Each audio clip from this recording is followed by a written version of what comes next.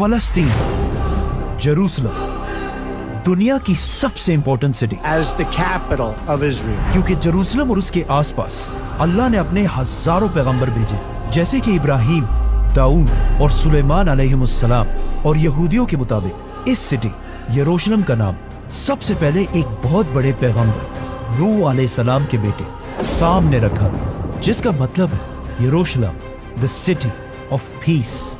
लेकिन उस टाइम से लेकर आज तक इस सिटी ने कभी पीस नाम की कोई चीज देखी नहीं, क्योंकि जेरूसलम दुनिया के 3 बड़े रिलीजन यहूदी, क्रिश्चियनिटी और इस्लाम सब के लिए एक होली सिटी। क्योंकि जेरूसलम के अंदर ये जो जगह है जिसे बैतुल मकदस कहा जाता है, इसकी ये साइड वेस्टर्न वॉल है, जो आज यहूदियों के लिए सबसे होली जगह है। यहां से थोड़ी दूर एक चर्च है जो आज क्रिश्चियंस के लिए सबसे होली साइट है, क्योंकि क्रिश्चियंस का मानना है कि इस चर्च के नीचे आज तक ईसा अलैहिस्सलाम की खाली कब्र मौजूद है। और इसी बैतुल मकदस के ऊपर मस्जिद अक्सा भी बनी हुई, क्योंकि बैतुल मकदस मुसलमानों के लिए भी मक्का और मदीना के बाद दुनिया की सबसे होली जगह है।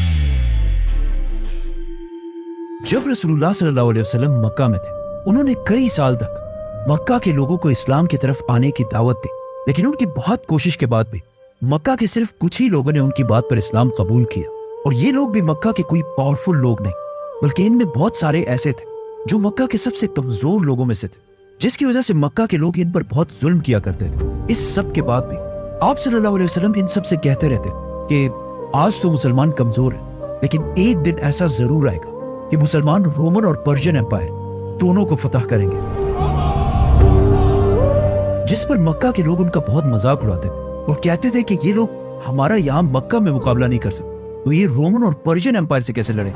लेकिन अब रसूलुल्लाह सल्लल्लाहु अलैहि वसल्लम की वफात के कुछ ही साल बाद मुसलमानों ने उमर बिन खत्ताब रज़ियल्लाहु तआला अन्हु की खिलाफत में रोमन और पर्शियन एम्पायर दोनों को यरमूक और कादसिया जैसी जंगों में पूरी तरह हरा दिया था। और इन दोनों एम्पायर्स को हराने के बाद अब मुसलमानों की दोनों बड़ी फौजें मदीना से हजरत उमर रज़ियल्लाहु तआला अन्हु के ऑर्डर्स का इंतजार कर रही कि अब हमें इससे आगे और कहां जाना चाहिए। तो मदीना से सीधा एक लेटर पर्शियन एम्पायर साद बिन अबी वक्कास की तरफ गया और हजरत उमर ने उन्हें ऑर्डर दिया कि अब तुमने तब तक नहीं रुकना जब तक पर्शियन एम्पायर का कैपिटल बदईन फतह ना हो जाए और पूरी पर्शियन एम्पायर मुसलमानों के कंट्रोल में ना आ जाए, तब तक तुमने पीछे नहीं हटना।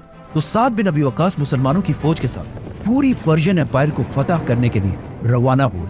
पर्शियन एम्पायर में तो मुसलमानों की फौज आहिस्ता आहिस्ता कैपिटल की तरफ बढ़ने लगी।